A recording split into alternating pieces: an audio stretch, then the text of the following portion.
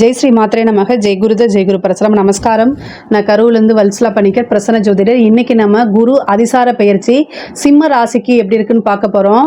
இந்த குரு அதிசாரம் எப்போ ஆகுது அப்படின்னா 17-10-2025 இருந்து 7-12-2025 வரைக்கும் குரு அதிசாரமாக மிதுன ராசியிலிருந்து கடக ராசிக்கு பயிற்சி ஆகிறாரு. இது 1.5 மாத காலகட்டம் மட்டுமே.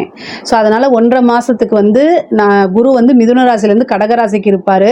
அதுக்கப்புறம் 7-12 அப்புறம் 7-12-2025 அப்புறம் குரு வக்ரகதியா கடகராசியிலிருந்து மிதுன ராசிக்கு போயிடுவார். இது சிம்ம ராசிக்கு குரு 12ஆம் இடத்துக்கு வராருங்க. நான் சொல்றது எல்லாமே திருக்கணிதப்படி. ஸோ அதனால குரு உங்கள் ராசியை பொறுத்த வரைக்கும் சிம்ம ராசிக்கு 12ஆம் இடத்துக்கு வராரு. 12ஆம் இடத்துல குரு எங்கே பார்க்குறாரு அப்படின்னா 4ஆம் இடத்தை பார்க்குறாரு. அதே மாதிரி 6ஆம் இடத்தை பார்க்குறாரு. அதே மாதிரி 8ஆம் இடத்தை பார்க்குறாரு. அப்போது உங்களுக்கு குரு மிகப்பெரிய லெவலில் நன்மை அப்படின்னு நான் சொல்ல மாட்டேன். 1.5 மாத காலகட்டம் ரொம்ப ரொம்ப பொறுமையாக இருக்கணும், அமைதியாக இருக்கணும், நிறுத்தி நிதானமாக இருக்கணும். இந்த சிம்ம ராசியை பொறுத்த வரைக்கும் கடந்த சில மாதங்களாக நான் இதை தான் சொல்லிட்டு இருக்கேன். இப்போவும் அதே தான் அழுத்தி நான் சொல்லுவேன். பொதுவாகவே குரு 12ஆம் இடத்துல இருக்கும்போது அவர் பார்க்கக்கூடிய இடங்களும் நல்லா இல்லாத போது ரொம்ப ரொம்ப கவனமாக இருக்கணும். 12ல் இருக்கனால 4ஆம் இடத்தை பார்க்குறாரு, பதவி ஸ்தானத்தை பார்க்குறாரு. அதே மாதிரி வீடு வண்டி வாகனங்கள் வாங்கக்கூடிய அமைப்புகள், அதே மாதிரி புதுசாக பதவி கிடைக்கிறது, இந்த மாதிரி விஷயங்களுக்குலாம் இது ரொம்ப நல்லதுங்க. பொருளாதாரத்தை சிம்ம ராசியை பொறுத்த வரைக்கும் பொருளாதார வாழ்க்கை சிறப்பாக தான் இருக்க போகுது. அதில் எந்தவித மாற்றமும் கிடையாது. ஆனால் ரிலேஷன்ஷிப்பை பொறுத்த வரைக்கும் ரொம்ப கவனமாக இருக்கணும். அதே மாதிரி உங்கள் உடல் ரீதியாக இருக்கக்கூடிய பிரச்சனைகளும் ரொம்ப ரொம்ப கவனமாக இருங்க. சிம்ம ராசியில் இருக்கக்கூடியவங்க ஹெல்த் கான்சியஸாக இருக்கிறது ரொம்ப ரொம்ப அவசியம். குரு எங்கே பார்த்தாலும் அதை வளர்த்து விட்டுருவார். நோய் ஸ்தானத்தை பார்க்குறாரு, அதையும் வளர்த்து விட்டுருவார். கடன் ரீதியாக இருக்கக்கூடிய பிரச்சனைகளை கரெக்டாக உங்களை நீங்கள் யூஸ் பண்ணிக்கிட்டீங்கன்னா கடனை அடைச்சிட முடியும். 8ஆம் இடத்தை குரு பார்க்கறதுனால குரு தேவையில்லாத அந்த மருத்துவ செலவுகள், தேவையில்லாத அவமானங்கள், இந்த மாதிரி விஷயங்கள் இருக்கும். திடீர் அதிர்ஷ்டமும் வரும். ஆனால் ஆல்ரெடி உங்களுக்கு அஷ்டம சனி போயிட்டுருக்கு. குரு அங்கே பார்க்கறதுனால அஷ்டம சனியிலேருந்து உங்களுக்கு விடுவு காலம் கொஞ்ச நாளைக்கு, சரிங்களா? பொதுவாகவே சிம்மராசிக்கு அஷ்டம சனி காலம்னு சொன்னேன் இல்லையா? இந்த அஷ்டம சனி காலத்திலேருந்து குருவோடைய பார்வை அந்த அஷ்டம சனியை தாக்கத்தை உண்டு பண்ணாது, தாக்கத்தை குறைச்சிரும்.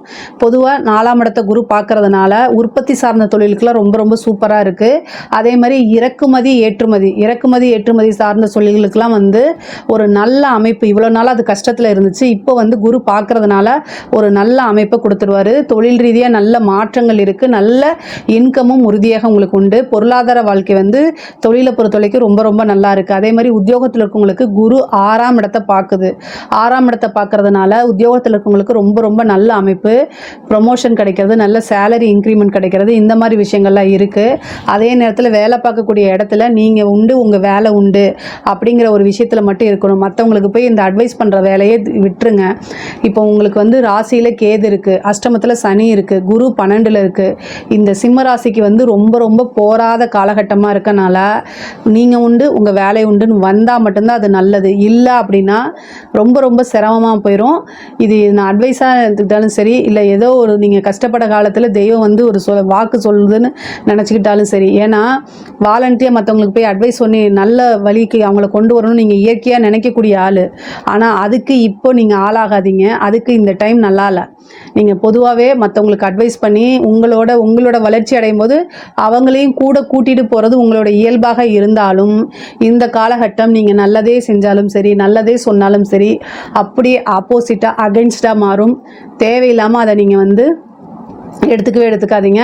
அதனால் உங்களுக்கே ரொம்ப கஷ்டமாக இருக்கும்போது இன்னும் ஏன் சுமை அதிகமாக ஏற்படுத்துகிறீங்க அப்படின்னு நான் கேட்குறேன். அதனால் வேலை பார்க்கக்கூடிய இடத்துல நீங்கள் உண்டு, உங்கள் வேலை உண்டு அப்படின்னு போனோமா, வேலை பார்த்தோமா, வந்தோமா, ஏதாவது ஒன்று சொல்கிறாங்களா, ஓகே அப்படின்னு சொல்லிட்டு வாங்க. ஆனால் இந்த காலகட்டத்தில் உங்களை கடுப்பேற்றுறதுக்குன்னே சில பேர் வருவாங்க. பட் அவங்களெல்லாம் காணாமல் வர்றது தான் ரொம்ப நல்லதுங்க. இந்த காலகட்டத்தில் குரு மறைஞ்சிருக்காரு. அதனால் 6ஆம் இடத்தை பார்க்குறாரு. 6ஆம் இடம் தான் சண்டை சச்சரவு, வெளியில் இருக்கக்கூடிய டென்ஷனை வீட்டில் காமிக்கக்கூடாது. இல்லைன்னு வச்சுக்கோங்களேன், அப்புறம் சோறு தண்ணி கிடைக்காது. அதனால் வீட்லேயும் ரொம்ப அமைதியாக இருக்கணும். 6ஆம் இடம் அப்படிங்கிறது பார்த்திங்கன்னா கோர்ட்டு கேஸு, பஞ்சாயத்து, இந்த மாதிரி விஷயங்கள். ஸோ அதனால் வீட்லேயும் ரொம்ப அமைதியாக இருங்க. உங்கள் மேலே தப்பு இருந்தாலும் இல்லைனாலுமே இந்த காலகட்டத்தில் குரு மறைஞ்சிருக்கனால உங்களுக்கு மன உளைச்சலை ஏற்படுத்துறதுக்குன்னு வீட்லேயும் வெளியிலேருந்து தான் ஆள் வராங்கன்னா வீட்லேயும் கொஞ்சம் அப்படி தான் பண்ணுவாங்க. பட் ஆனால் ஒரே ஒரு விஷயம், எல்லா விஷயத்தையும் கடந்து வர முடியும். உங்களுக்கு தெய்வத்துடைய அனுகிரகம் அனுகிரகம் பரிபூரணமாக இருக்குது. எப்போவுமே சிம்ம ராசி வந்து நேர்மையாக இருக்கக்கூடிய நபராக இருப்பீங்க. அதனால் நிறைய விஷயங்களில் வந்து சிக்காமல் வெளியில் வரதுக்கு முடியும். இயற்கையாகவே வந்து சூரியன் உங்களுடைய ராசிக்கு அதிபதியாக இருக்கனால சூரிய வழிபாடு பண்ணுங்கள். காலையில் 6 to 7 உதயமாகக்கூடிய சூரியனை வழிபாடு பண்ணிட்டு வந்தீங்க அப்படின்னா ரொம்ப ரொம்ப நல்லது. ஞாயிற்றுக்கிழமை சிவன் ஆலயம் சென்று வில்வத்தால் அர்ச்சனை பண்ணிங்கன்னா இந்த கஷ்ட காலத்திலிருந்து உங்களுக்கு ஒரு விடிவு காலம் பிறக்கும்.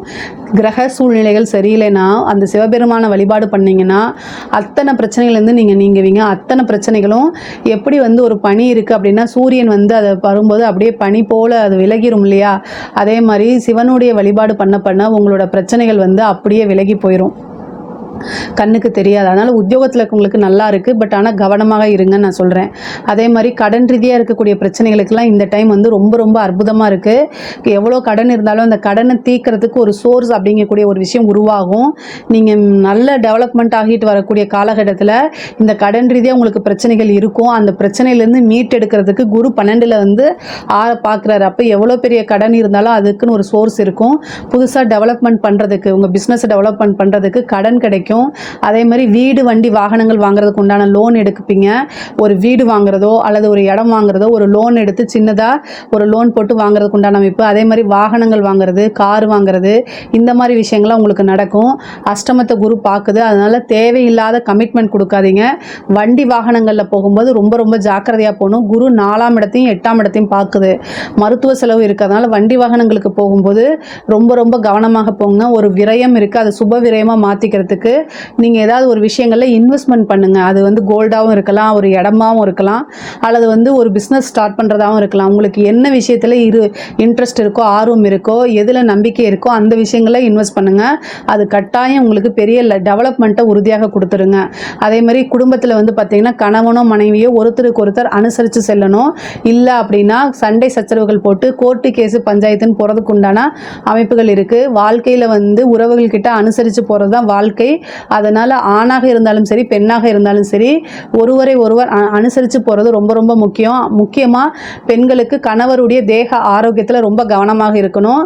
ஏன் அப்படின்னா 8ஆம் இடம் வந்து பெண்களை பொறுத்த வரைக்கும் மாங்கல்ய ஸ்தானமாக இருக்குது.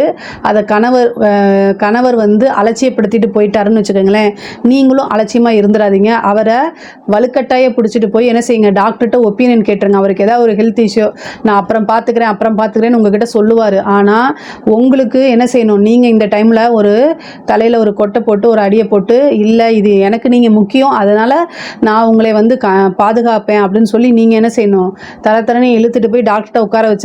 அவர் ஒப்பீனியன் கொடுக்கட்டும், இது ஒன்றும் பிரச்சனை இல்லை, இது பிரச்சனைக்குரியதுன்னு அவர் ஒப்பீனியன் கொடுக்கட்டும். ஏன்னா கணவருக்கு தேக ஆரோக்கியத்தில் பிரச்சனை இருக்குது, மருத்துவ செலவு இருக்குன்னு உங்களுடைய ராசி அமைப்படி இருக்கனால கவனமாக இருக்கிறது ரொம்ப ரொம்ப நல்லது.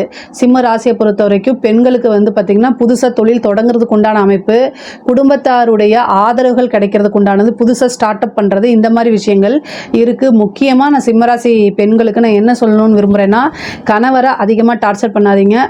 அவங்களுடைய கை இது பண்ணிவிட்டு ஆன்லைனில் ஆர்டர் போடுங்க. அவங்கக்கிட்ட எவ்வளோ காசு இருக்குன்னு பார்த்துட்டு அதுக்கப்புறம் நீங்கள் ஆன்லைனில் ஆர்டர் போடுங்க. இந்த ஆன்லைனில் ஆர்டர் போடுறதெல்லாம் கொஞ்சம் கம்மி பண்ணிக்கோங்க. இந்த காலகட்டத்தில் அந்த மாதிரி உங்களுக்கு தோணும், விரக்தி, அதனால் ஏதாவது ஒரு சின்ன சின்ன விஷயங்களை வாங்கணும்னு தோணும். பட் ஆனால் வீட்லேயும் என்ன சூழ்நிலை இருக்குது அப்படிங்கிறத புரிஞ்சு நடந்துக்கிறது ரொம்ப ரொம்ப நல்லது. பொதுவாகவே வந்து பார்த்திங்கன்னா 12ல் குரு மறைஞ்சிருக்கும் போது நிறைய விரக்திகள் ஏற்படுறதுக்கு உண்டான அமைப்புகள்லாம் இருக்குது. படிக்கக்கூடியவங்களுக்கு வந்து படிப்பை விட்டுட்டு டைவர்ட் ஆகிறதுக்கு உண்டானது, அப்படியே வந்து சோஷியல் மீடியாவுக்கு போகிறது, ஃபேஸ்புக்கு, இன்ஸ்டா, யூடியூப்பு, ஷார்ட்ஸு, இந்த மாதிரி போகிறதுக்கு உண்டான அமைப்புகள்லாம் இருக்குது. அதனால் வீட்டில் இருக்கக்கூடிய பேரண்ட்ஸு சிம்மராசியுடைய குழந்தைகளை பார்த்து அவங்கள வழிநடத்த வேண்டியது கட்டாயம். அது இல்லைன்னா நீங்கள் எதிர்பார்த்த ரிசல்ட் உங்களுக்கு வராது. குருவோடைய அனுகிரகம் இல்லாதனால ரொம்ப ரொம்ப இதாக இருக்குது. அதனால் 4ஆம் இடத்தை பார்த்துறாரு. ஆரம்ப கல்வி ஓகே, ஆனால் ஹையர் எஜுகேஷன்ஸில் நீங்கள் நினச்ச மாதிரி வர முடியாது, இல்லை நினச்ச பிளேஸ்மெண்ட்டுக்கு போக முடியாது, இதெல்லாம் இருக்குது. அதனால் பார்த்துக்கோங்க. ஆனால் இந்த கவர்மெண்ட் எக்ஸாம்ஸுக்கு ஏதாவது ட்ரை பண்ணிட்டு இருக்கீங்க அப்படின்னா சிம்மராசியில் இருக்கக்கூடியவங்களுக்குலாம் பதவி ஸ்தானத்தை வந்து குரு பார்க்கறதுனால கவர்மெண்ட் எக்ஸாம் போகிறவங்களுக்குலாம் இது சூப்பரான டைமு. இந்த டைமில் ஒரு நல்ல பதவி கிடைக்கிறதுக்கு உண்டான அமைப்புகள் இருக்குது. அதே மாதிரி அரசாங்க துறையில் இருக்கவங்களுக்குலாம் இது சூப்பரான டைமு. நல்ல ஒரு ப்ரமோஷன் கிடைக்கும், உயரிய பதவிகள் கிடைக்கும் உங்களுக்கு. அதே நேரத்தில் அஷ்டமஸ்தானத்தை பார்க்கறதுனால லஞ்ச லாவணியங்களை ஈடுபடும் போது கவனமாக இருங்க. முடிஞ்ச அளவுக்கு தவிர்க்கிறது நல்லது. பொதுவாகவே லஞ்ச லாவண்யங்களில் வந்து உங்களுக்கு மேலே இருக்கக்கூடியவங்க ப்ரெஷர் பண்ணி நீங்கள் வாங்கினாலும் கடைசியில் நீங்கள் பனிஷ்மெண்ட் அனுபவிச்சுட்டு போயிடுவீங்க. அதனால் 1.5 மாத காலகட்டம் ரொம்ப அமைதியாகவும் பொறுமையாகவும் புத்திசாலித்தனமாகவும் நடந்துக்கிறது நல்லது. அதனால் லஞ்ச லாவண்யங்களை தவிர்க்கிறது ரொம்ப ரொம்ப நல்லது. அதே மாதிரி வந்து அரசியல் துறை சார்ந்தவங்களுக்கு இது சூப்பரான டைம் நான் சொல்லுவேன். குரு மறைஞ்சாலும் அரசியல்வாதிகளுக்கு இது ரொம்ப நல்ல டைமாக இருக்குது. திடீர்னு வந்து பேர் புகழ் எடுக்கிறது, நெகட்டிவாக பப்ளிசிட்டி ஆனாலும் நீங்கள் உங்களுடைய பேர் அப்படிங்கக்கூடியது அத்தனை பேத்துக்கு தெரியும். கட்சி ரீதியாகவும் வந்து பார்த்திங்கன்னா சில பொறுப்புகள்லாம் உங்களுக்கு இருக்கும். நிறைய கான்ட்ராக்ட் கிடைக்கும். கட்சி ரீதியாக நிறைய அரசியல்வாதிகளுக்கெல்லாம் நிறைய பல்வேறு இடங்கள்லேருந்து சம்பாதிக்கிறதுக்கு உண்டான அமைப்புகள்லாம் ஏற்படுத்தி கொடுப்பாங்க. கான்ட்ராக்ட் கிடைக்கிறது இந்த மாதிரி விஷயங்கள்லாம் இருக்குது. சிம்ம ராசியை பொறுத்த வரைக்கும் பொருளாதார வாழ்க்கை ரொம்ப ரொம்ப நல்லா இருக்குங்க. அதே மாதிரி தாய் வழி சொத்துக்கள் இருந்த பிரச்சனைகள்லாம் நீங்கி தாய் வழி சொத்துக்கள் வரும். கோர்ட்டு கேஸு இந்த மாதிரி பிரச்சனைகள் இருக்குது அப்படின்னா அந்த பிரச்சனைகள்லாம் சால்வ் ஆகி நீங்கள் யார் மேலேயாவது கேஸ் போட்டுருந்தீங்கன்னா நீங்கள் தான் ஜெயிப்பீங்க. உங்கள் மேலே யாராவது கேஸ் போட்டிருந்தாலும் உங்களுக்கு ஃபேவராக மாறுறதுக்கு உண்டான அமைப்பு. அதனால் கோர்ட்டு கேஸு விஷயங்களில் உங்களுக்கு சாதகமாக வரக்கூடிய அமைப்புகள் இருக்குது. 8ஆம் இடத்தை பார்க்குறதுனால உயில் சொத்து, பினாமி சொத்து, அதாவது வாரிசு இல்லாத சொத்து, இந்த மாதிரி சொத்துக்கள்லாம் இருக்குது இல்லைங்களா, அதில் ஏதாவது ப்ராப்ளம்லாம் இருந்துச்சுன்னா அது எல்லாம் நீங்கி உங்களுக்கு வர்றதுக்கு உண்டான அமைப்பு. சில பேருக்கு திடீர்னு ஒரு அதிர்ஷ்டம், லாட்ரி, புதையல் இந்த மாதிரி கிடைக்கக்கூடிய அமைப்புகளும் இருக்கு. பொதுவாகவே சிம்ம ராசிக்கு வந்து பொருளாதார வாழ்க்கை அப்படிங்கிறது நல்லா இருக்கு. மற்றபடி இந்த தேக ஆரோக்கியத்திலையும் இந்த ஃபேமிலி இதுலேயும் நீங்கள் ரொம்ப ரொம்ப கவனமாக இருக்கணும். இதில் ஏதாவது சந்தேகங்கள் இருக்குது அப்படின்னா கமெண்ட்ஸில் கேளுங்க, கண்டிப்பாக நான் ஆன்சர் பண்ணுறேன். நம்மளுடைய சேனலை லைக் பண்ணுங்கள், ஷேர் பண்ணுங்கள், சப்ஸ்கிரைப் பண்ணுங்கள். நன்றி, வணக்கம்.